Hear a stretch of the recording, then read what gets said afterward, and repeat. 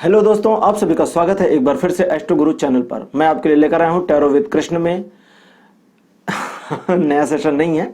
पिछला वीडियो जो मैंने लड़कियों के लिए बनाया था उसकी ये सेकंड पार्ट है, यानी उस वीडियो का सेकंड पार्ट है लड़कों के लिए। जी हाँ, टॉपिक सेम है, आपके ससुराल वाले कैसे होंगे और उनके साथ आपका रिलेशन कैसा होगा। तो ये वाला जो वीडियो है ये स्पेशली लड़कों के लिए है। और अगर लड़कियों आप डायरेक्टली इस वीडियो पर आई हैं तो इस वीडियो के डिस्क्रिप्शन में देखिए, वहां पर लिंक दिया गया है इसी टॉपिक पर वो वीडियो जो आपके लिए रीड किया गया है। तो ये वीडियो लड़कों के लिए है, लड़कियों वाला वीडियो इसके ठीक पहले अपलोड हुआ था। तो चलिए शुरू करते हैं। और हाँ, लड़कियों के लिए चूंकि पाइल्स अलग अलग थी, लड़कियां थी उसमें सारी, तो लड़कों के लिए आज की 3 पाइल्स अब आपकी स्क्रीन पर सामने आ गई हैं। 3 लड़के आ गए हैं, 3 के तीनों किंग हैं। लड़के अपने आप को किंग समझते हैं, बहुत खुशी होती है उनको किंग समझने में। पहली पाइल है किंग ऑफ द सोर्ड्स, दूसरी पाइल है किंग ऑफ द पेंटिकल्स और तीसरी पाइल है किंग ऑफ द वॉन्ड्स। जी हाँ, सोर्ड्स, पेंटिकल्स और वॉन्ड हाउस के 3 किंग आपके सामने हैं। तीनों किंग्स में से जिस किंग की इमेज आपको अपनी ओर अट्रैक्ट करती हो, पहले आकर्षित करती हो, उसी किंग को आप अपनी पाइल बनाएं और उसके अकॉर्डिंग इस रीडिंग को देखें। अच्छा, यहां पर यह भी मैं बता दूं कि अगर लड़कों के घर वाले या फैमिली वाले भी इस वीडियो को देख रहे हैं अपने बच्चों के लिए, तो आप अपने बच्चों के लिए पाइल को चूज कर सकते हैं। और पिछले वीडियो में मैं ये बताना भूल गया था, तो फैमिली मेंबर्स अगर आप अपनी लड़कियों के लिए उनके ससुराल वाले कैसे होंगे ये जानने के लिए वीडियो देखना चाह रहे हैं, तो अपनी बेटियों के लिए भी या अपनी फैमिली की गर्ल्स के लिए आप पाइल चूज कर सकते हैं। इसके पहले, ठीक पहले जो वीडियो पड़ा हुआ है उसमें। तो चलिए आज के वीडियो को शुरू करते हैं। लेकिन एक बार शुरू करने से पहले आपको याद करा दूं कि मैं प्रोफेशनल टैरो रीडर हूं और आपकी स्क्रीन पर ये जो नंबर आ रहा है इसके ऊपर आप कांटेक्ट कर सकते हैं। ये व्हाट्सएप नंबर है।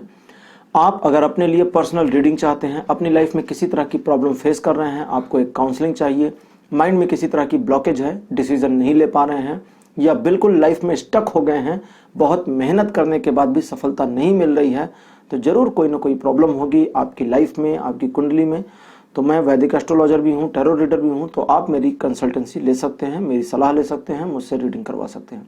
तो इस नंबर पर कांटेक्ट करिए, हेलो हाय लिखकर भेजिए। मेरी टीम के मेंबर्स इस व्हाट्सएप को हैंडल करते हैं, पूरा व्हाट्सएप वही हैंडल करते हैं, तो वो आपको कांटेक्ट करेंगे, सारी डिटेल प्रोवाइड कराएंगे और आपको हेल्प करेंगे मेरे साथ अपॉइंटमेंट बुक करने में। तो चलिए शुरू करते हैं आज की वीडियो को और मिलते हैं आपकी पाइल में।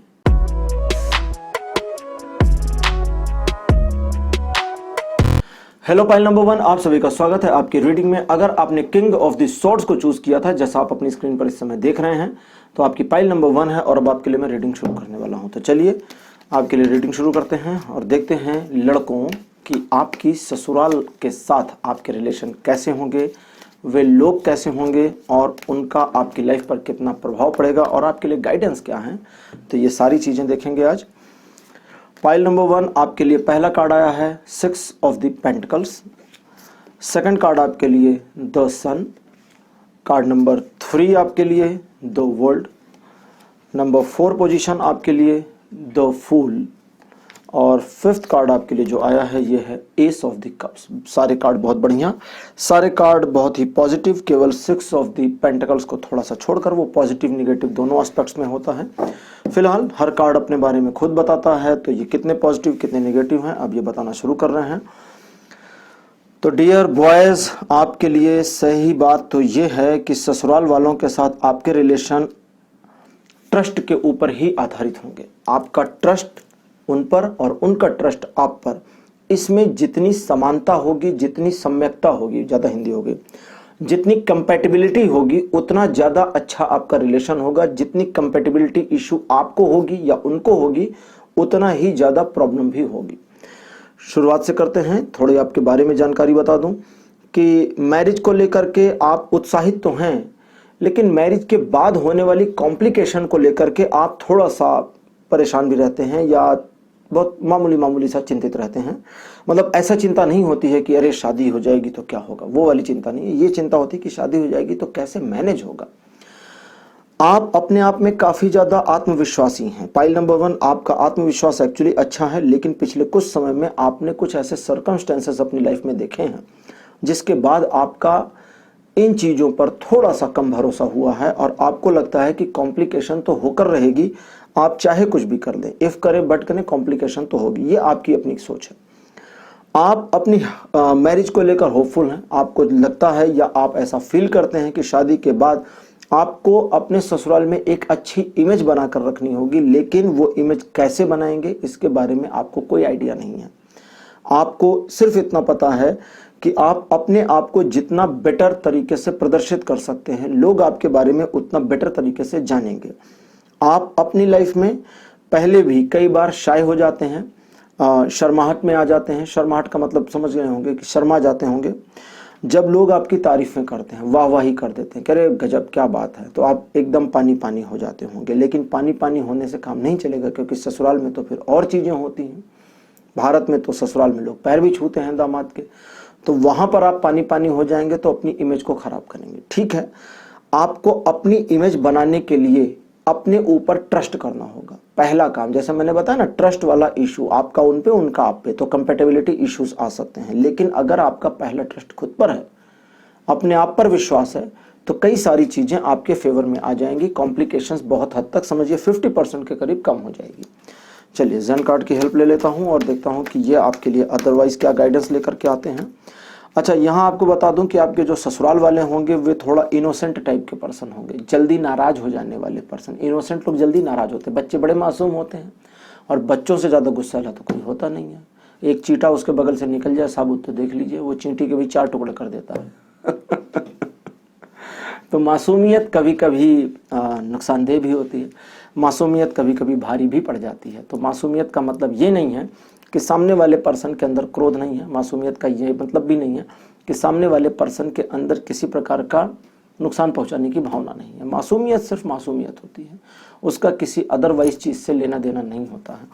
कभी कभी कहते हैं ना, मासूम चेहरे के पीछे डॉट डॉट डॉट, समझ गए होंगे, ये डायलॉग तो फिल्मों में बहुत यूज़ किया गया है। चलिए, ज़ेन कार्ड आपके लिए आ गए। पहला कार्ड आपके लिए कंपैरिजन, सेकंड आपके लिए आया है एग्जॉशन, थर्ड पोजीशन आपके लिए जो कार्ड आया है यह है टर्निंग इन, फोर्थ कार्ड आपके लिए आया है कंप्रोमाइज। कंपैरिजन और कंप्रोमाइज दोनों कार्ड आ गए हैं, दोनों के बारे में चलिए कोई बात नहीं, भी बताता हूं मैं। लास्ट में आपके लिए आया है लेजीनेस, जो लड़कों को बहुत पसंद होती है। आराम से 12 बजे तक सोने को मिल जाए तो फिर दुनिया में क्या कहने, बट वो ऑफिस जाने या दुकान खोलने की जो भागम भाग है ना, उसने ज़िंदगी तबाह कर रखी है ना। ऐसा हुआ, लेकिन लॉकडाउन में मज़ा आया सबको, हैं? जब 11 बजे सोकर उठते थे आराम से, मम्मी की गालियाँ सुन लेते थे, वो तो चलता रहता है। सबके साथ होता है, ठीक है, ऐसा नहीं है कि किसी के साथ नहीं होता, सभी मम्मी की डांट खाते हैं। ओके, तो पाइल नंबर 1, देखिए जैसा कि मैं अभी आपको कह रहा था कि थोड़ी सी कंपैटिबिलिटी की इशू आएगी, लेकिन कंपैटिबिलिटी इशू अब यहाँ पर डिटेल आ गई है ज़ेन कार्ड से। अगर आप सुनी सुनाई बातों पर जाते हैं या सुने सुनाए किरदारों की तरह अपना किरदार निभाने की कोशिश करते हैं, थोड़ा सा कॉम्प्लिकेशन हो गई, इजी करता हूँ। सुनी सुनाई बातों पर अगर चले जाते हैं और अपने आप को उस पहलू में, उस रूप में ढालने की कोशिश करते हैं जिस तरह आपने सुना है कि एक दामाद को एक्चुअली होना चाहिए, तो प्रॉब्लम आ जाएगी। आप जैसे हैं वैसे ठीक हैं, कुछ बनावट करने की जरूरत नहीं है। क्यों? क्योंकि आपके जो ससुराल वाले हैं वो भी जैसे हैं वैसे ठीक हैं, उन्हें भी आपसे कुछ बनावट करने की जरूरत नहीं, और वो एक्चुअली करेंगे नहीं। बट अगर आपकी ओर से बनावट होती है तो उस बनावट का आपके एडजस्टमेंट में थोड़ा सा प्रॉब्लम आएगा। दूसरे, आप बिल्कुल कैजुअल हो जाएं। जैसे कई बार आपने सुना होगा कि ससुराल ज़्यादा नहीं जाना चाहिए, सुबह जाओ शाम को आ जाओ, एक दिन से ज़्यादा, एक रात से ज़्यादा रुकने की ज़रूरत नहीं है। ये उन लोगों के स्टेटमेंट्स हंस रहा हूँ इसलिए क्योंकि जो मैं कहने वाला हूँ आप सुन के हंसेंगे। ये उन लोगों के स्टेटमेंट हैं जो डरे हुए हैं। एक डरी हुई कौम होती है पुरुषों की, शादीशुदा पुरुषों की, जो डराना शुरू करते हैं, अरे शादी मत करना, बहुत बड़ी प्रॉब्लम हो जाएगी, मुसीबत आ जाएगी घर। भैया मुसीबत तो तब घर आएगी जब आप समझ रहे हैं ना कि सही नहीं है, आपका खुद का बिहेवियर, खुद का कैरेक्टर खराब है, तो आप उसको मुसीबत ही समझेंगे। अगर आप अपने आप में सही हैं तो फिर वो मुसीबत नहीं, वो लाइफ पार्टनर है। वो जब आएगी तो आपकी ज़िंदगी को ट्रैक पर ले आएगी। लेकिन आप अपनी ओर से ही अगर कमज़ोर हैं, अपनी ओर से ही गलत ट्रैक पर चल रहे हैं, तो आपको पता है कि जब दूसरा पहिया लगेगा तो वो बताएगा भाई तुम गलत ट्रैक पर हो, इधर आ जाओ। अब वो खींच के जब इधर लाएगी तो वो फिर प्रॉब्लम करेगा और कॉन्फ्लिक्ट होगा और फिर महाभारत का सृजन भी होगा। तो वो चीज़ें होती हैं। जिन लोगों ने, जैसे कहते हैं ना कि जो लोग असफल हो जाते हैं अक्सर वो ज्ञान देना शुरू कर देते हैं। तो ऐसे ही अपनी शादी और अपने ससुराल से जो लोग घबराते बहुत हैं, जैसे कुछ लोगों के ससुर जी होते हैं ना, वो बड़ी बड़ी मूछों वाले, उनको देख के ही लगता है 2 थप्पड़ मारेंगे मिलते ही, तो उनसे डरने वाले लड़के अब नहीं जाते ससुराल। आपके लिए ये सब कुछ नहीं है। आपके लिए कार्ड आया है लेजीनेस का। जो पॉइंट मैंने बताया वो समझिए। आपको जेन्युइन रहना है, दिखावा नहीं करना है, ग्राउंड से जुड़े रहना है, अपने आप को हेजिटेट नहीं करना है, शर्माना नहीं है। शर्माना क्या नहीं है? ससुराल में आप गए हैं, वो भी आपका ही घर है ना। आपकी मम्मी अगर, सॉरी, आपकी वाइफ अगर आपके घर पर आकर के आपके पेरेंट्स को मम्मी पापा कहती है, तो आप भी उसके पेरेंट्स को मम्मी पापा कह सकते हैं ना। वो जो चाचा चाची कहने वाले लड़के हैं, ये उनका ही डर होता है, वो ससुराल जाने से घबराते हैं। वो कहते हैं भैया सुबह जाइए शाम को आइए, एक रात से ज़्यादा रुकिए मत, क्योंकि वहाँ पर इज्जत नहीं होगी। एक्चुअली उनकी इज्जत हो भी नहीं रही होती। अब आप चाचा चाची के घर जाएंगे तो ज़्यादा इज्जत नहीं मिलेगी ना, मम्मी पापा के घर जाएंगे तो फिर बेटा आया है तो फिर ज़्यादा इज्जत मिलेगी। तो आपको बेटा बनना है, तो आपको उस तरह से चाचा चाची वाला सेटअप नहीं बनाना है, मम्मी पापा वाला सेटअप बनाना है। और अगर आपने मम्मी पापा वाला सेटअप बना लिया तो आप ससुराल जाकर के बहुत कंफर्टेबल तरीके से वहाँ पर रह सकते हैं, बहुत कंफर्टेबल तरीके से उनके साथ डील कर सकते हैं और बहुत ही कंफर्टेबल तरीके से अपने रिलेशनशिप को निभा सकते हैं। किसी प्रकार की कोई प्रॉब्लम नहीं आएगी। बट अगर आपने दूसरों की बातें सुनी या कोई प्री डिसाइडेड चीज कर ली, कुछ पहले से डिसाइड कर लिया कि ओहो ससुराल मतलब XYZ, तो वो एक्चुअली XYZ हो जाएगा, वो ABC नहीं होगा फिर, क्योंकि आपने टारगेट कर लिया है। दूसरा, अपनी ससुराल को दूसरों के ससुराल से कंपेयर मत करिए, बिल्कुल करने की जरूरत नहीं। किसी फ्रेंड की ससुराल में बड़ी प्रॉब्लम है, आपकी शादी होने वाली है, तो कंपेयर मत करिए। उसकी ससुराल में सब कुछ बहुत अच्छा है, एकदम स्वर्ग जैसा माहौल है, तो भी अपने आप से कंपेयर मत करिए। क्यों? क्योंकि कंपेयर करेंगे तो आपके लिए वो कंपैरिजन माइंड में एक ऐसा टारगेट बना देगा जिसकी, या एक ऐसा लक्ष्य बना देगा, ऐसा गोल बना देगा कि जो गोल अगर मीट नहीं होता है, वो टारगेट कंप्लीट नहीं होता है, ऐसी ससुराल आपको नहीं मिलती है, या कुछ अदरवाइज कुछ इशू हो जाता है, तो आपके मन में गिल्ट बन जाएगी और वो गिल्ट आपको परेशान करेगी। अपनी वाइफ के साथ में आपको अपने आप को खुश रखने में आपके ससुराल वाले हेल्प करेंगे। ये एक छोटी सी चीज आपकी वाइफ के बारे में आई है। आपकी वाइफ के बारे में किसी प्रकार की कोई कॉम्प्लिकेशन ससुराल की ओर से आपको नहीं मिलने वाली है। ससुराल में आपका सम्मान बिल्कुल वैसे ही होगा जैसा होना चाहिए। एक्चुअली में आवश्यकता से अधिक सम्मान की उम्मीद ना करें, जितना सम्मान है वो एनफ है। उससे ज्यादा की उम्मीद करना आपके सम्मान में परिवर्तन ले आएगा और आपको उसका नुकसान उठाना पड़ेगा। इस तरह से अगर आप कुछ चीजों का ध्यान रखेंगे तो चीजें बेटर होंगी। और पाइल नंबर 1, एक्चुअली आपके ससुराल वाले जो होंगे, जैसा आज का टॉपिक है कि क्या कैसे होंगे ससुराल वाले, तो इस टॉपिक के अकॉर्डिंग आपके ससुराल वाले और इस कार्ड रीडिंग के अकॉर्डिंग आपके ससुराल वाले एक्चुअली अच्छे और भले इंसान होंगे। तो पाइल नंबर 1 आपके लिए आज की रीडिंग को यहीं क्लोज करता हूं। आज का वीडियो, आज का टॉपिक आपको कैसा लगा, अपने एक्सपीरियंस, अपने अनुभव कमेंट सेक्शन में लिखना ना भूलें। इस वीडियो को लाइक करिए, शेयर करिए, और अगर आपने चैनल को सब्सक्राइब नहीं किया है तो उसे सब्सक्राइब जरूर करिए। अगले वीडियो में आपसे फिर मुलाकात होगी। Okay, bye bye.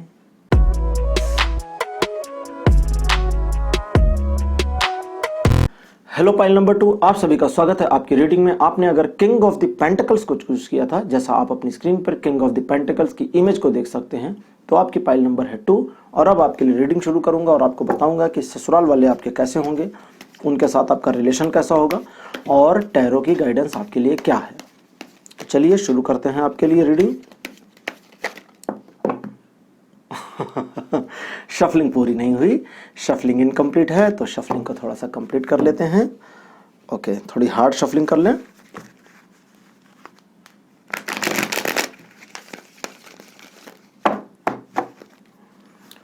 ठीक है, शफलिंग अब कंप्लीट हो गई है। हाँ जी, पहला कार्ड पाइल नंबर 2 आपके लिए हैंग्ड मैन। सेकंड कार्ड आपके लिए जो आया है ये है 8 ऑफ द वॉन्ड्स। थर्ड आपके लिए द वर्ल्ड। फोर्थ नंबर पर आपके लिए 4 ऑफ द वॉन्ड्स। और फिफ्थ आपके लिए लास्ट कार्ड आया है स्ट्रेंथ।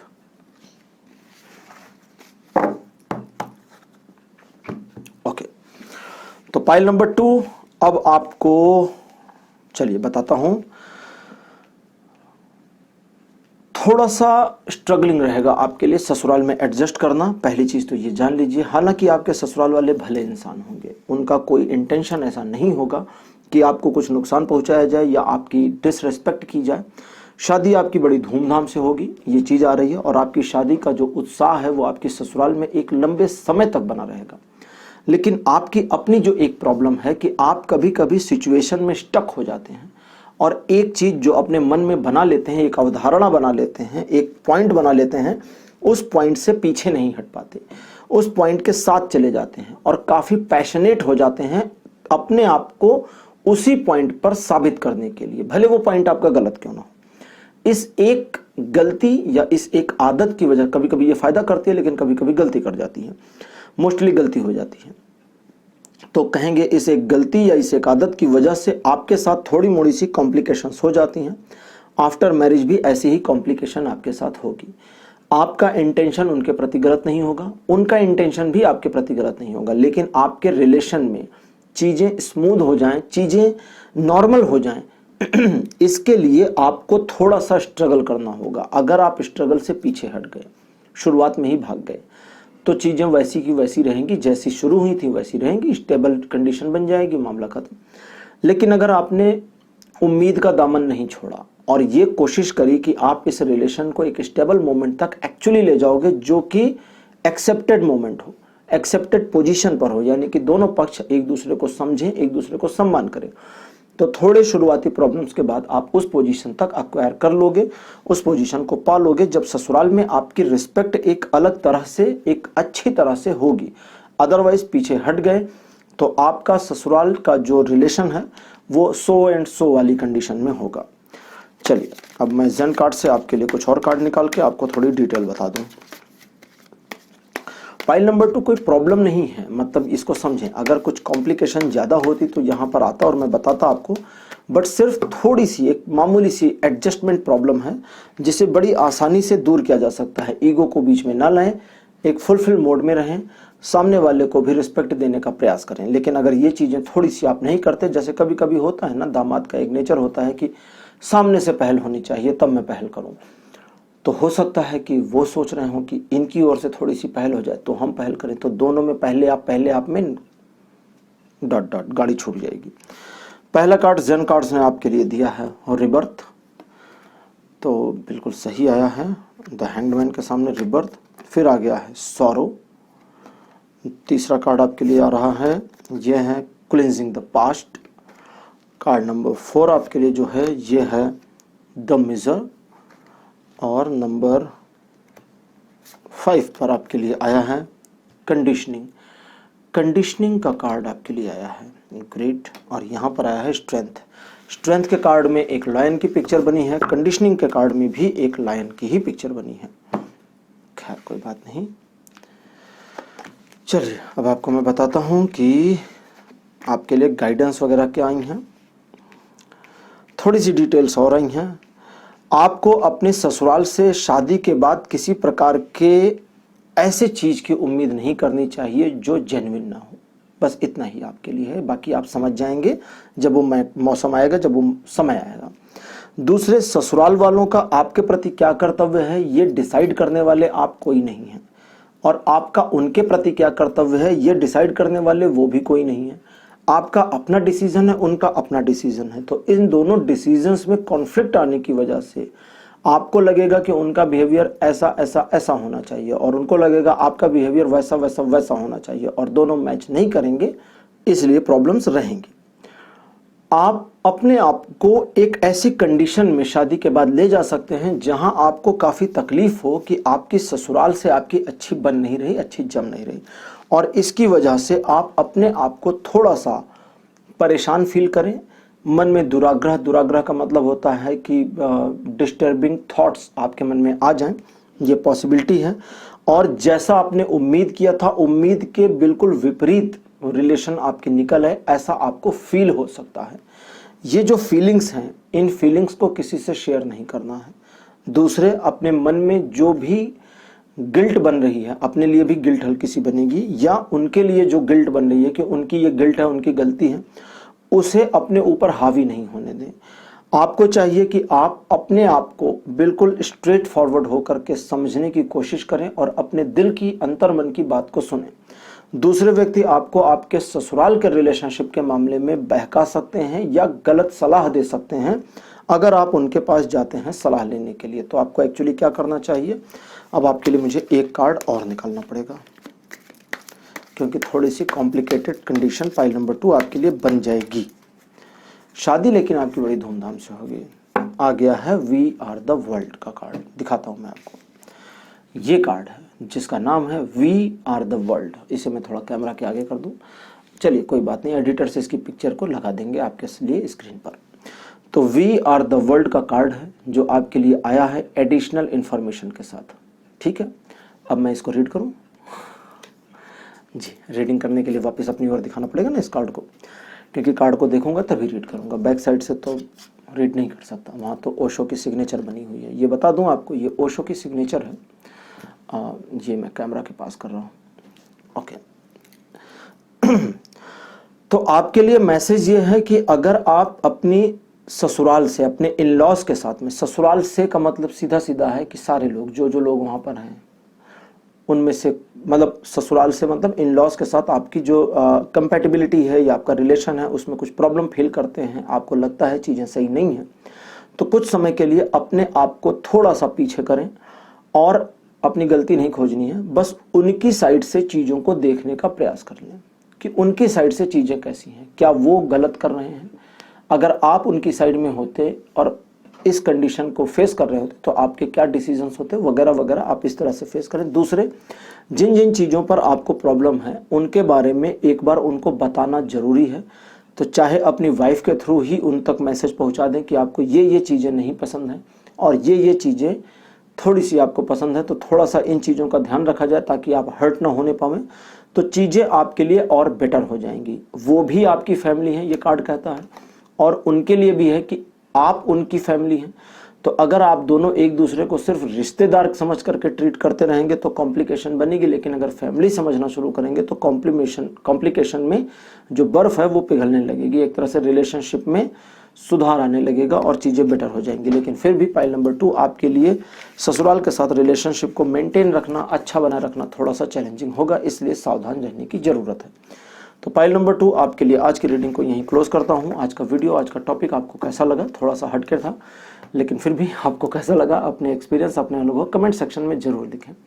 इस वीडियो को लाइक करिए, शेयर करिए और चैनल को सब्सक्राइब करना बिल्कुल मत भूलिएगा।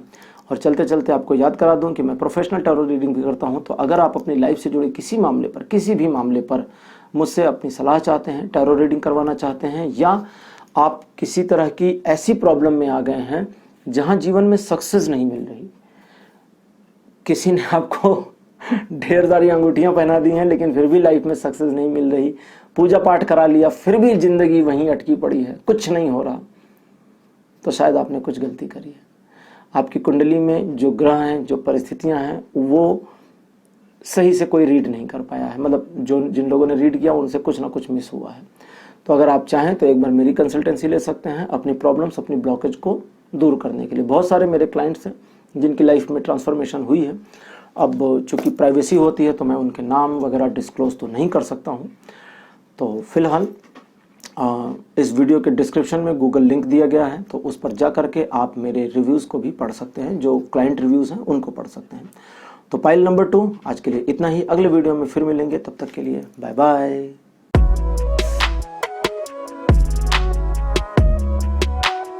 हेलो पाइल नंबर 3, आप सभी का स्वागत है आपकी रीडिंग में। आपने अगर किंग ऑफ दी वॉन्ड्स को चूज किया था, जैसा आप अपनी स्क्रीन पर देख रहे हैं, तो आपकी पाइल नंबर 3 है। और अब आपकी रीडिंग शुरू करूंगा और आपको बताऊंगा कि ससुराल यानी इन लॉज के साथ आपके रिलेशनशिप कैसे होंगे। तो चलिए पाइल नंबर 3 शुरू करते हैं।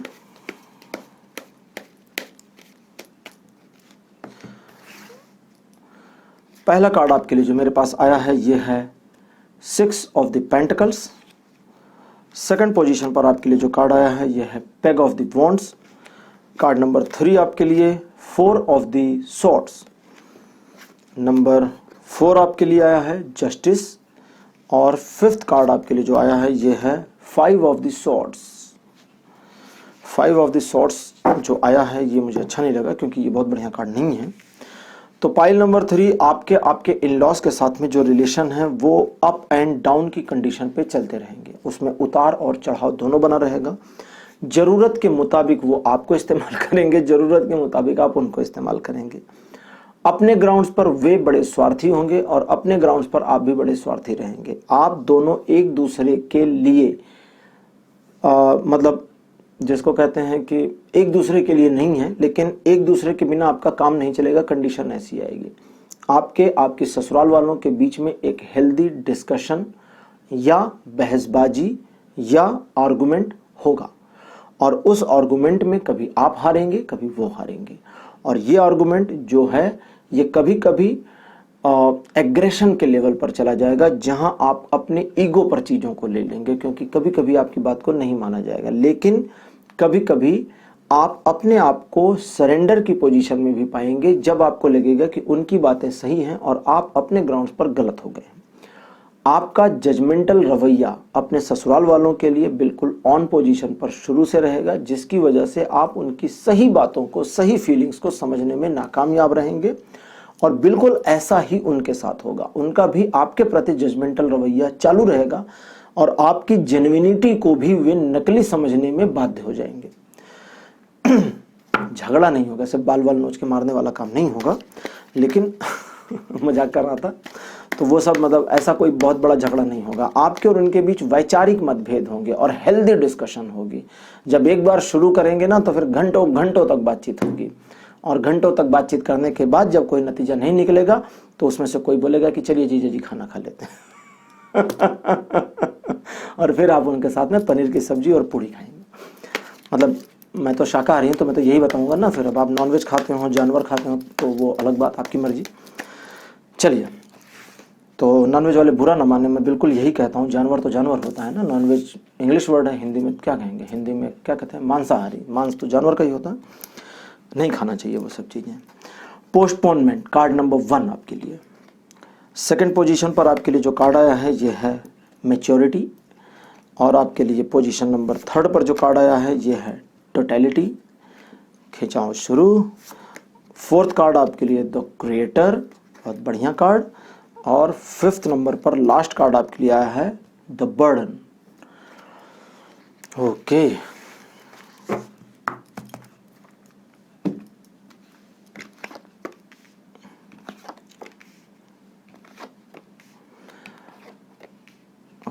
ओके।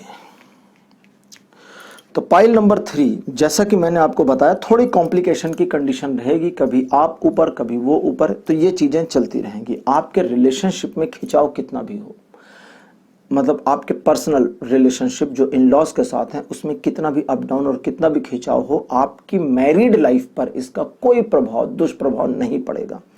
आपका अपनी पत्नी से इतना प्यारा संबंध रहेगा, इतना यहाँ ये आ रहा है। और ये क्यों आ रहा है ये बता रहा हूँ। अगर आपने पहली दूसरी पाइल को देखा होगा, भले आपने तीसरी चूज करी और पहली दूसरी को देख करके तीसरी पर आए हों, या आप यहाँ से ये सुनने के बाद दूसरी तीसरी पहली को देखना चाहें तो देखें, उसमें पत्नियों के बारे में बड़ी कम इन्फॉर्मेशन आई। वो इसलिए क्योंकि ससुराल के बारे में जानकारी ले रहा हूँ, बट यहाँ ससुराल के साथ कॉन्फ्लिक्ट सिचुएशन दिख गई, इसलिए अब ये कार्ड कहता है कि भैया इनको ये बता दो कि पत्नी के साथ संबंध बहुत बढ़िया, मजबूत और प्यारे मधुर रहेंगे। पत्नी के साथ संबंध ऐसा होगा कि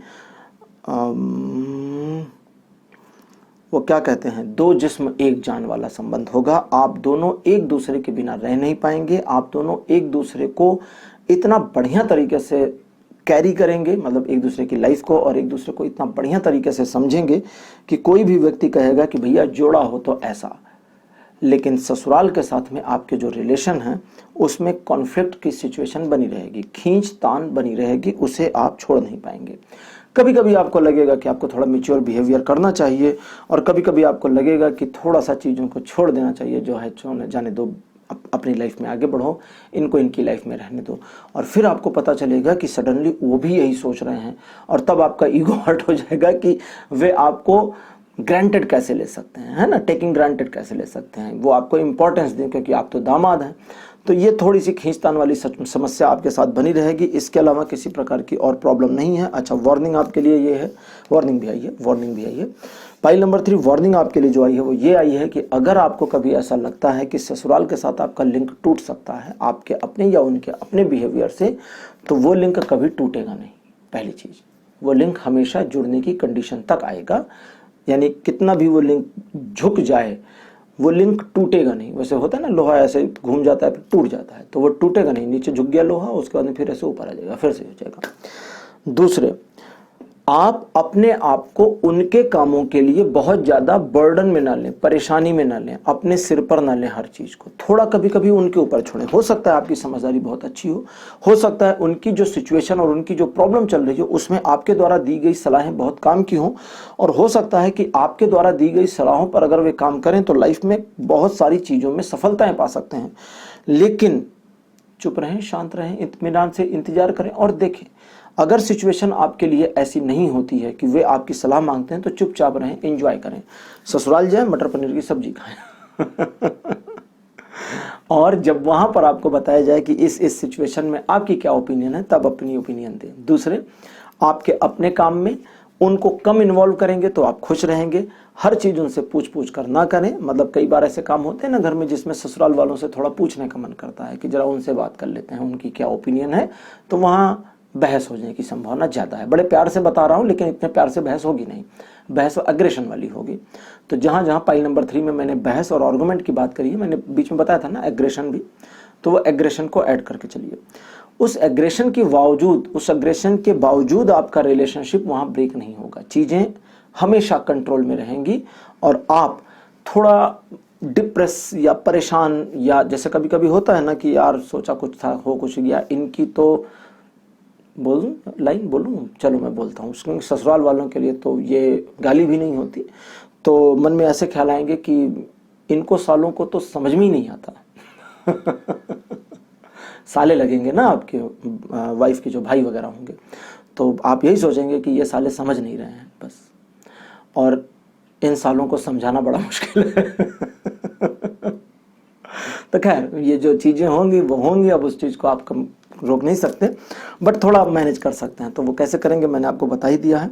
आपकी वाइफ के साथ आपके रिलेशन हमेशा अच्छे रहेंगे, अच्छे रखिए, क्योंकि वाइफ आपकी है, आप उसके हैं, और एक दूसरे के साथ जितना प्यार से रहेंगे जीवन उतना बढ़िया और मधुर होगा। तो इन्हीं शब्दों के साथ फाइल नंबर 3 आपके लिए रीडिंग को क्लोज करता हूँ।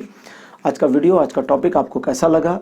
इस वीडियो को लाइक करिए, शेयर करिए, और चैनल को अगर आपने सब्सक्राइब नहीं किया तो उसे सब्सक्राइब करिए, और साथ साथ बेल आइकन प्रेस करिए ताकि नए नए वीडियोस की नोटिफिकेशन भी आपको मिलनी शुरू हो जाए। और चलते चलते इस वीडियो को ख़त्म करते करते आपको एक बार बता दूं, याद दिला दूं कि मैं प्रोफेशनल टैरो रीडिंग भी करता हूं। तो आपकी स्क्रीन पर ये जो नंबर आ रहा है इसके ऊपर आप कांटेक्ट कर सकते हैं अपने लिए पर्सनल टैरो रीडिंग या कुंडली एनालिसिसमेंट के लिए। जी हाँ, मैं वैदिक एस्ट्रोलॉजर भी हूँ, और कभी कभी मैं आपको बताता हूँ अपना एक्सपीरियंस कि कभी कभी टैरो रीड करता हूँ किसी क्लाइंट के लिए, और उनकी लाइफ में कभी कुछ ऐसी कॉम्प्लिकेशंस भी होती हैं जहाँ पर मुझे एक्चुअली उनकी कुंडली देखने की ज़रूरत पड़ती है कि टैरो कार्ड में जो चीज़ें आ रही हैं। मेरे 1-2 क्लाइंट अगर कमेंट सेक्शन में yes we experience this thing, कि हमने ये एक्सपीरियंस किया है जो बताया है, लिखना चाहें तो लिख सकते हैं, नहीं तो मर्जी उनकी, प्राइवेसी तो हम रखते हैं, क्लाइंट्स के बारे में नहीं बताते। तो कभी कभी टैरो रीडिंग में क्लाइंट के बारे में कुछ या लोगों के बारे में ऐसी चीज़ें आती हैं जो रिपीटेडली बार बार आ रही होती हैं, और फिर टैरो में ये आता है कि उनकी लाइफ में यहाँ पर प्रॉब्लम हो गई है और इस प्रॉब्लम से आगे नहीं जा सकते। तो वहाँ पर मुझे कुंडली का सहारा लेना पड़ता है ताकि मैं उनके प्लैनेटरी सिस्टम को देख सकूं कि एक्चुअली प्रॉब्लम कहाँ पर है, और उस पिन पॉइंट प्रॉब्लम को पकड़ करके उसे दूर करने के लिए उपाय दे सकूं। तो ये चीज़ें भी करता हूँ। और आपको अगर ज़रूरत है, आपको लगता है कि आपको मेरी कंसल्टेंसी चाहिए, तो इस नंबर के ऊपर कॉन्टैक्ट करिए। ये नंबर व्हाट्सएप नंबर है, मेरी टीम व्हाट्सएप कंप्यूटर सिस्टम पर यूज़ करती है। तो आप जब इस पर हेलो हाई लिखकर भेजेंगे तो मेरी टीम आपसे इंटरेक्ट करेगी, आपको सारी इन्फॉर्मेशन प्रोवाइड कराएगी, और मेरे साथ आपके सेशन यानी आपकी अपॉइंटमेंट को बुक करने में आपकी हेल्प करेगी। तो इन्हीं शब्दों के साथ आज की वीडियो को यहीं क्लोज करता हूँ। अगले वीडियो में नए टॉपिक के साथ फिर आऊँगा, तब तक के लिए बाय बाय।